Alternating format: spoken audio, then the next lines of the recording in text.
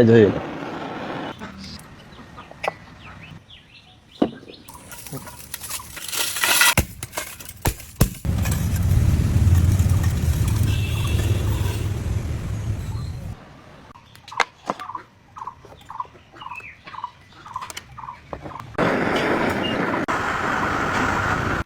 জরি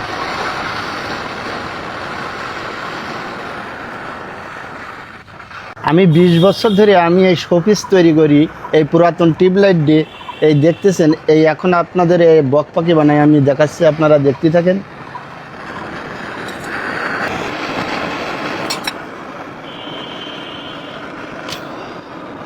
এই ধরে এটার মতন করতে হলে এখন এটা কালার করলে একা থেকে ভালো হবে। এই যেটা এখন তৈরি করেছি, এই যে আপনার কালার করবো এটা।